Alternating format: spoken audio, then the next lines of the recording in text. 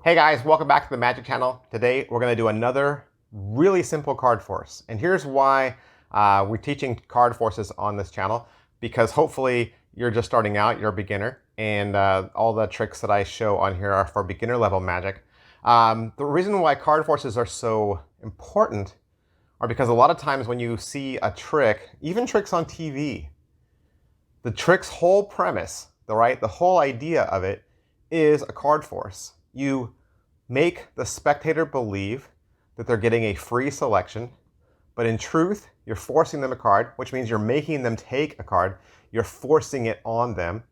And then you reveal it in some magical way. You reveal it in some way that shows you either read their mind or you could tell the future, right? And so those moments feel very magical to people. So it's good to have a bunch of different ways that you can force a card. And today we're going to talk about the rollover force. Now the rollover force is really great because it puts the deck in the spectator's hand and it helps them believe that they actually shuffled the cards, that they were in full control, and that their selection was a free choice. And the setup for the rollover force is very simple.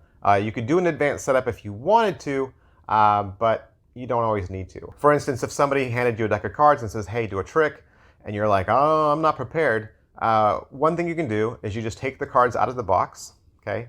And then you say, well, let me just make sure there's no jokers in here. And you go through and just make sure there's no jokers, or there are, and all you do is just casually glimpse the card that's on the top, okay? And in this case, it's the Ace of Spades. Now, we're not going to reverse the order or change anything, move cards around. You say, okay, this deck looks good. Here, let's do a card trick, okay?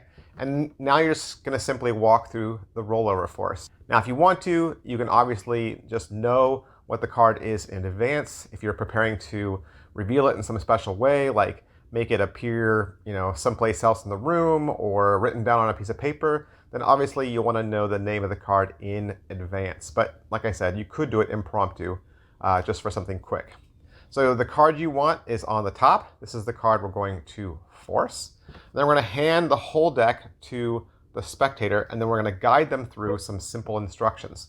Your first instruction to them, okay, and you can do this with your back turned, you can do this facing them, it doesn't matter, as long as you are good at giving clear instructions. I'll turn my back just to make it seem fair, but remember, when you turn your back, you need to make sure that you're giving really clear instructions, because if they mess up, it's actually your fault, okay?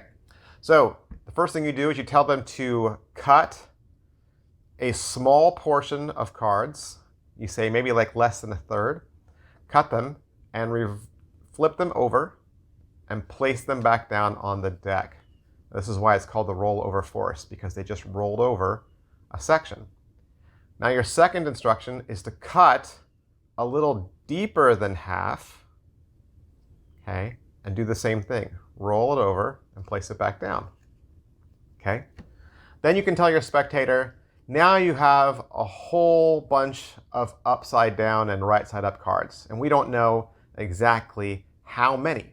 And you say, what I want you to do is go through all the face up cards until you come to the first face down card. And once you get to the first face down card, that will be your card, okay? Can you look at it? You memorize what it is? Okay, great.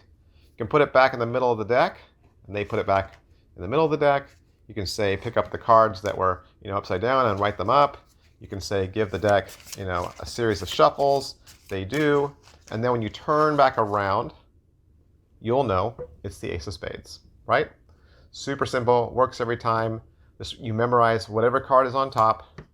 You cut off a small portion, then you cut off a deeper portion, rolling both over, spread through the face-up cards until you come to the first face-down card, and it'll always be the card that was previously on the top. That is the rollover force.